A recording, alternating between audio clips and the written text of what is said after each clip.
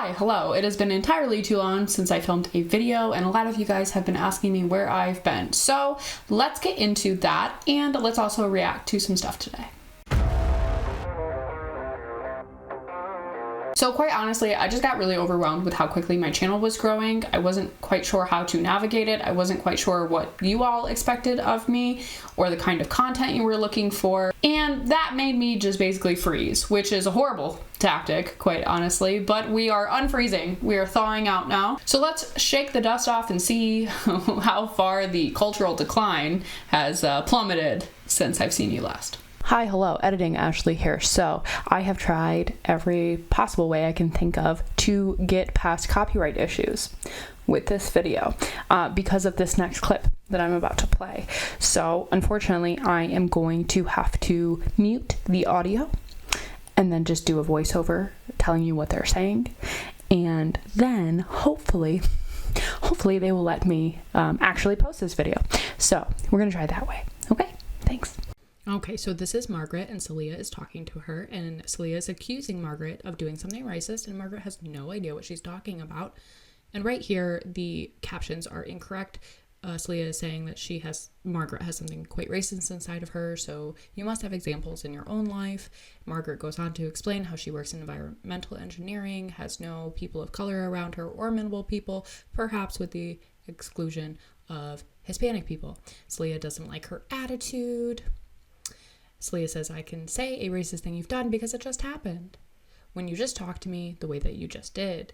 This is how white women talk to us all the time. These are microaggressions. And then Margaret goes on to say, when I say the exact same thing to my white girlfriend who says the exact same thing, Celia expresses how she doesn't care if Margaret talks to anyone like that. The way you spoke to me was straight up white supremacy. You actually just answered with racism. And then the narrator goes on to explain white supremacy is said to be hidden in innocuous phrases and behaviors. The smallest things can be considered racist. It's enough that a person from a minority group feels insulted.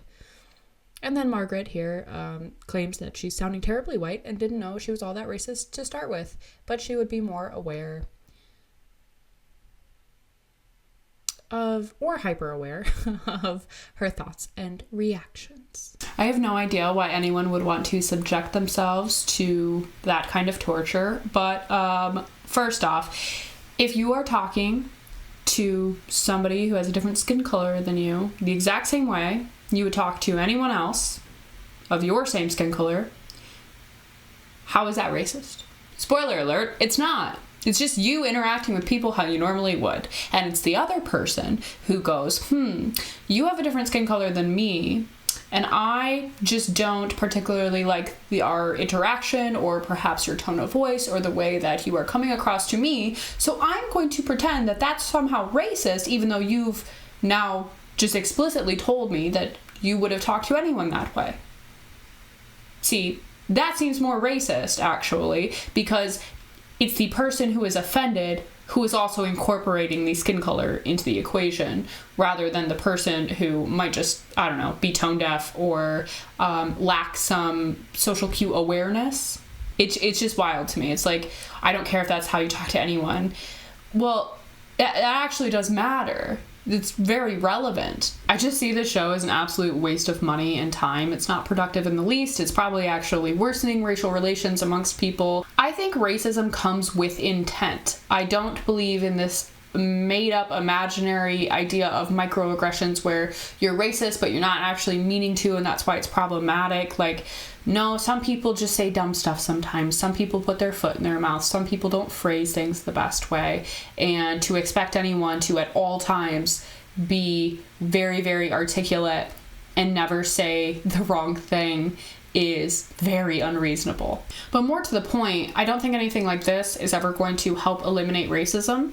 I think it's going to actually make it worse, because when you focus so heavily on only the differences amongst people and you never focus on the commonalities, well, people don't even know what commonalities they have, so all they see are differences, which promotes a them versus us mindset, which then exacerbates racism.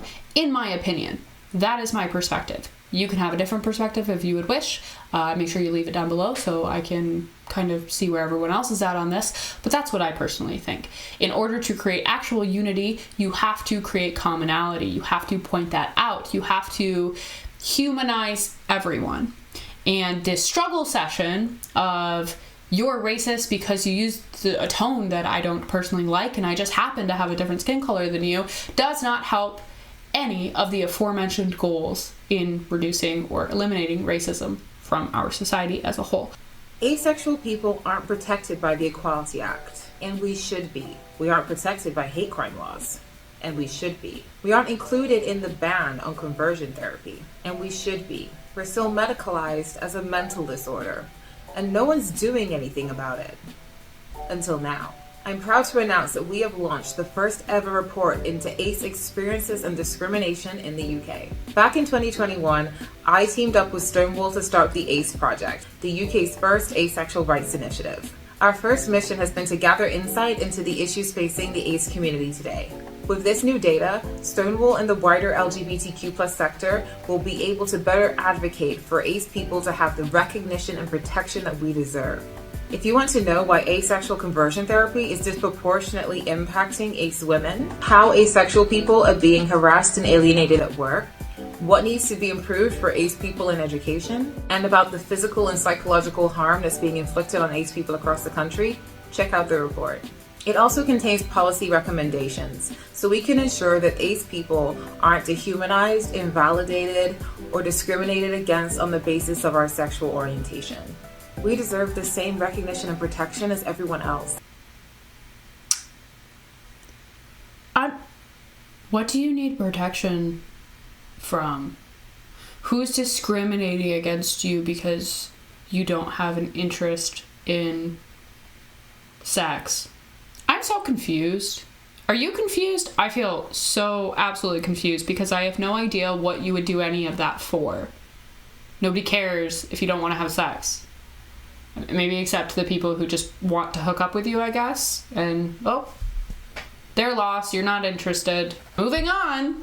Can we acknowledge that if everyone becomes a protected group, then nobody is really a protected group? It doesn't make any sense to me. You don't need special protections or accommodations just because you aren't interested in having sex with anyone. I found it really interesting also she brings up conversion therapy when, yeah, I'm sure that there are some people who have low libidos and it's actually a result of a medical condition. It's not actually their sexuality or lack thereof, I guess. I would assume that if somebody had a medical condition that caused a low libido, they would want to address that and perhaps improve that aspect of their life in order to have a deeper, more meaningful connection or, you know, relationships with someone. So I'm just confused. Is that the conversion therapy she's talking about? Just live your life. You don't need anything really else, right? People are so weird. Would this just include anyone who's just abstaining from having sex? Or is there like some type of special qualifier that you have to have in order to call yourself asexual? And if that's the case, then there would logically be a special qualifier in order to identify as pretty much anything, right? Yeah, anyway. Es que yo jalé primero el letrero. Apúrate.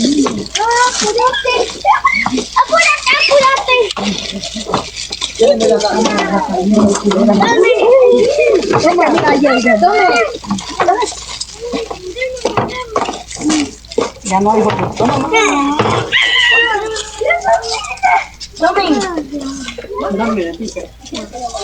I saw this one and I immediately thought of this as like a litmus test for self-governance and regulation. And I tweeted that out as well, and I had a few people who disagreed with me, like, well, it's just candy. Okay. Yeah, it's just candy in this example. And like I said on Twitter, X, whatever you're calling it, I don't call it X, I call it Twitter, which you should follow me over there, by the way. But I said, if you cannot regulate yourself when it comes to small things, then what are you going to do when it comes to the big things? I'm a parent and I'm a big proponent that the small moments matter a lot. and they are preparing children for the big moments. So if you teach your child that, hey, it is completely fine to exploit and take advantage of other people's kindness and have zero regard for anyone else, then that's what they're going to do for all things, big or small. And it's going to be a lot more detrimental in regards to the bigger things that come about if they are acting in this way and having zero regard for anyone around them. If this was only children in this clip, it'd be like, okay, they're kids, you know, and their parents need to kind of step in and be like, hey, not okay.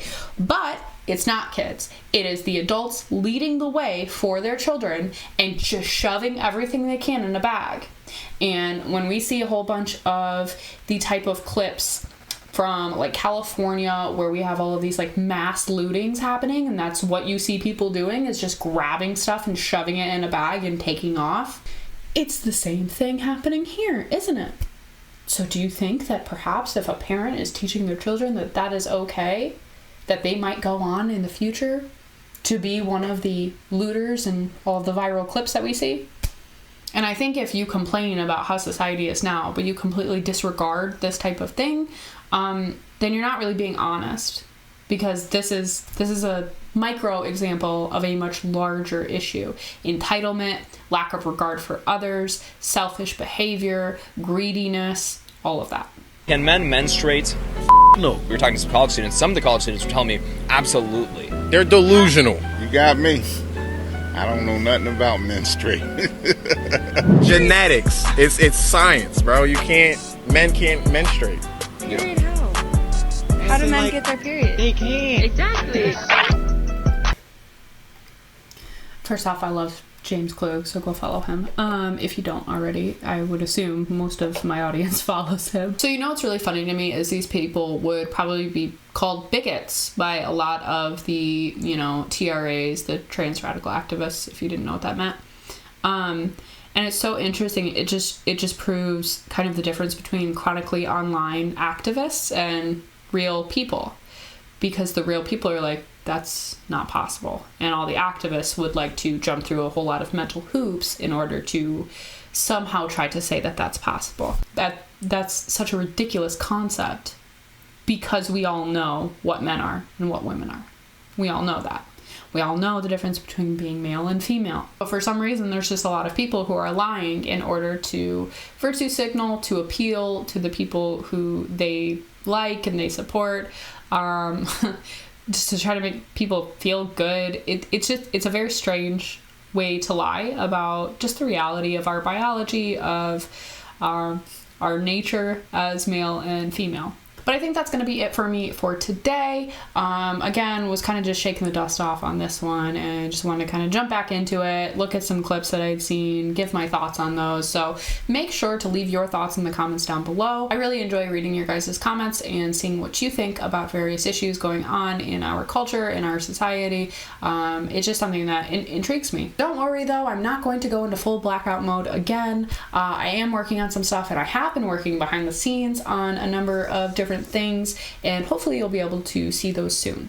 Also, if you have any topics you would like to see me cover, topics that you are just more interested in than anything else, leave some suggestions down below. I'm going to go through them and just start a running list of ideas that I also have interest in and would like to cover for you as well. It just helps me kind of figure out what you guys are looking for and what kind of content you do enjoy, and then we can kind of go from there. A huge shout out to my subscribers. I really appreciate you all being here. Thank you so much. And a huge thank you to those of you who have gone over on Buy Me a Coffee and donated to the channel, shown your support that way. I really, really appreciate you. Also, shout out Mark Ryan, one of my members over there. If you would like to help support the channel, although I'm not sure why you would after I haven't posted in so long, you can feel free to do so over there. But thank you for watching, thank you for being here, and I'll see you guys in the next one.